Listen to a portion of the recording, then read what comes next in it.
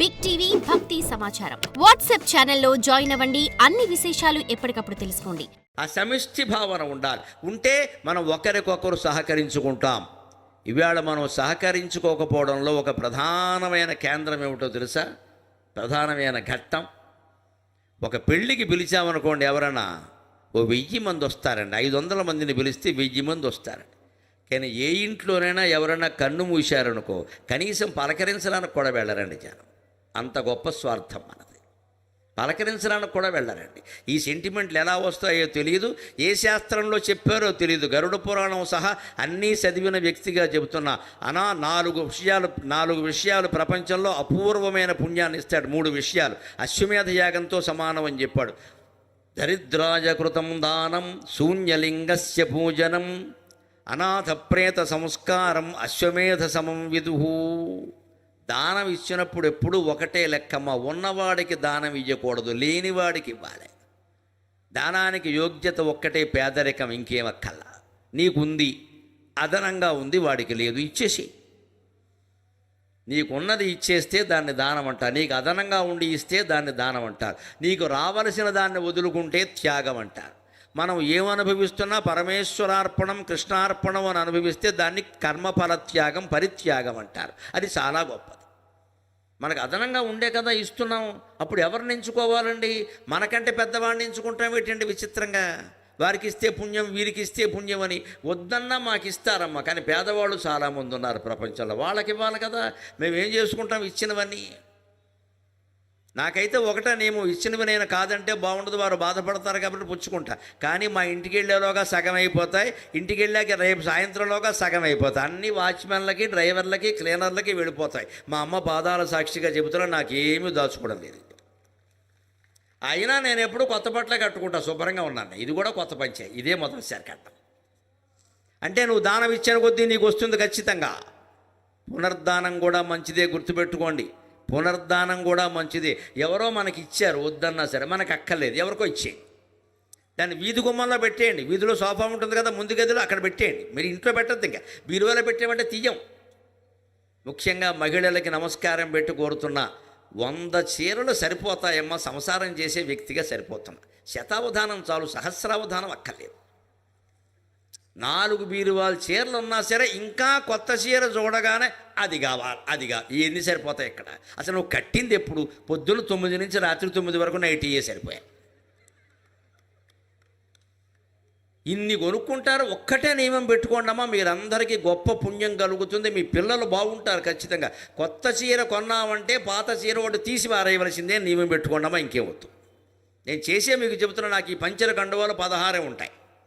కరోనాకు ముందు నేను కార్యక్రమాలు బాగా చేసా. అప్పుడు 20 ఉండేవి. కరోనా తర్వాత తగ్గించే కావాలని. ఇప్పుడు 16 ఉంటాయి ఖచ్చితంగా. ఎవరైనా నాకు కొత్త పంచె కండువా పెడితే నేను కట్టుకుంటా, తీసుకెళ్ళి బీరువాలో పెడతా. కళ్ళు మూసుకొని కింద నుంచి లాగుతా. 24 గంటల్లో డిస్పర్స్ వెళ్ళిపోవలసిందే, బయటికి ఉండడానికి వీలేదు.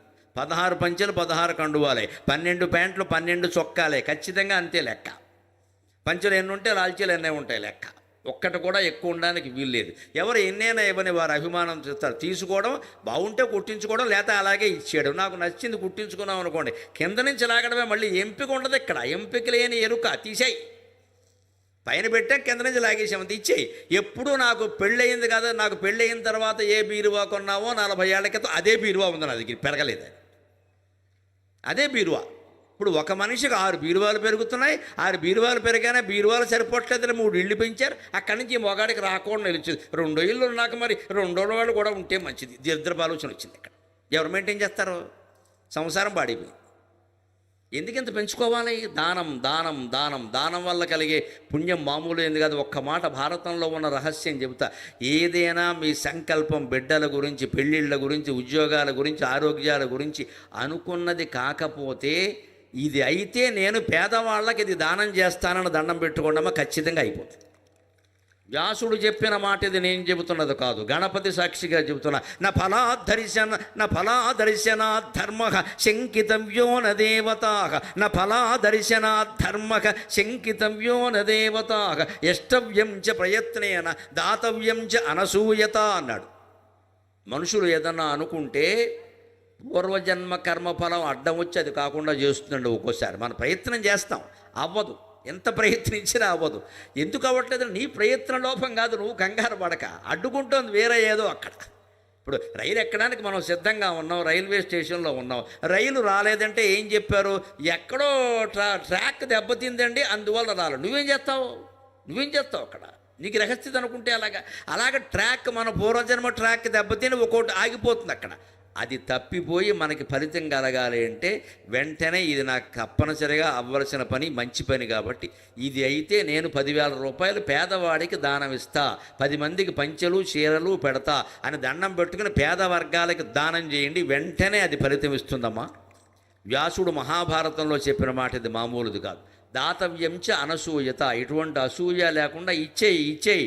సంపదలు తగ్గించుకోవాలి క్రమంగా, ఎందుకంటే శరీరమో తరిగిపోతుంది. శరీరం తరిగిపోయేలాగా సంపదలో తరిగిపోతే వచ్చే జన్మకు కూడా గ్యారంటీ ఉంటుంది. అక్కడ దానం ఇస్తున్నామంటే వృధాగా ఇవ్వట్లా, వచ్చే జన్మకి పెట్టుబడి.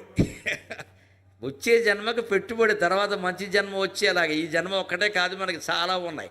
దానికి పెట్టుబడి ఎక్కడికి వృధా పోదండి. ఆ సమిష్టి భావనతో మనం ప్రయత్నం చేయాలి. ఆ సమిష్టి భావన ఉంటే ఏం చెబుతున్నాడు ఇక్కడ?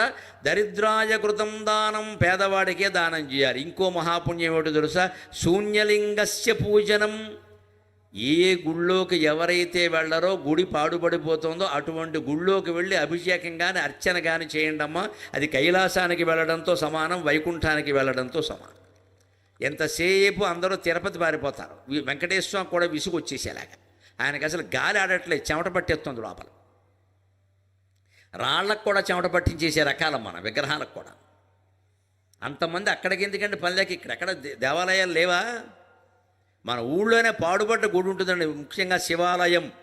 పాడుబడి ఉండకూడదండి, శాస్త్రం తెలిసిన వ్యక్తిగా చెబుతున్న అపచారం ఊరికది. శివాలయాన్ని ఎవరో ఒకరు బాగు చేయాలి, అక్కడ నిత్యం అభిషేకాలు జరిగేలా చూడాలి. శివాలయం పాడుబడి ఉండకూడదు, శివుడు శపిస్తాడు ఖచ్చితంగా.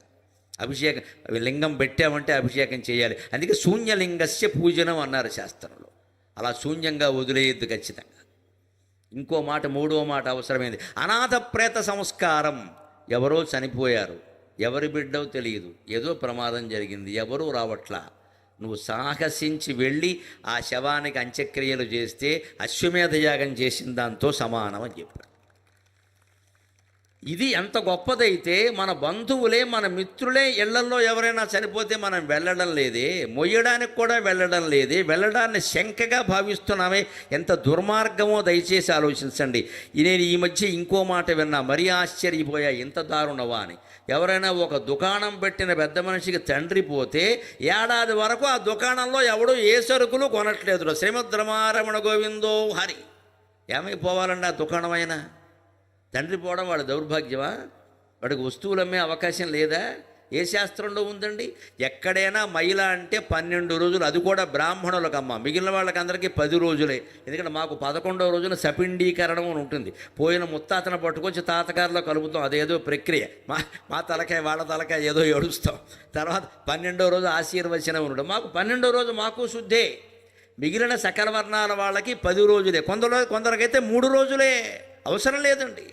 ఆ 3 రోజుల తర్వాత హాయిగా గుళ్ళోకి వెళ్ళొచ్చు, అన్ని శుభకార్యాలకి వెళ్ళొచ్చు. 10 రోజుల మైల ఉండేవాళ్ళు 10 రోజుల తర్వాత వెళ్ళొచ్చు. ఏడాది మైలు ఏమిటండి? అర్థం లేని మాట ఎక్కడ ఉండదండి.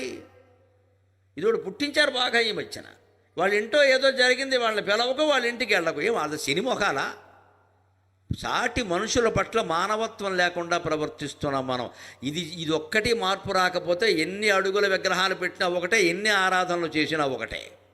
సాటి మనుషుల్ని ముందు మనం గౌరవించాలి ఖచ్చితంగా. ఎవరో ఇంట్లో ఒక భర్త పోయాడు, భార్య బాధపడుతుంది, వెళ్ళడానికి శంక ఏమిటండి? మంగళవారం, శుక్రవారం, అమావాస్య. ఆ మొగుడు అవన్నీ చూసుకుని పోయాడా అండి? ఆవిడ బాధపడుతోంది, అందులో వయస్సులో ఉంది ఆవిడ. వెళ్ళి మనం ఓదార్చాలి. నీ బిడ్డలకు మేము బాధ్యత వహిస్తామమ్మా, జాగ్రత్త, కంగారు పడకమ్మా, సంపాదించి ఆయన పోయాడు, లేకపోతే నీకు ఎక్కడో ఉద్యోగం వేయిస్తామమ్మా అని చెప్పాలి. అటువంటిది పోయి ఆవిడ మొహం కూడా చూడమంటే ఆవిడ ఏమైపోతుందండి? లేదు, ఒక్కోసారి పరిస్థితుల్లో 60 ఏళ్ళ ఆయనకి భార్య పోతుంది, ఆయన పరిస్థితి అన్యాయమేనండి. బిడ్డలు ఎక్కడో ఉండొచ్చు. ఈయన ఒంటరివాడు మనిషి. ఏమనుకోకుండా, బాబాయ్ గారు మీకు రోజు క్యారేజీ మేము పట్టుకొస్తాం, మీకు ఎందుకు అంత బాధపడుతున్నారు? పిన్ని గారికి మీకు ఉండే అనుబంధం మాకు బాగా తెలుసు, క్యారేజీ మేము పట్టుకొస్తాం, ఏమనుకోకండి అంటే ఆ పెద్ద మనిషి ఎంత ఆనందిస్తారండి నిజంగా.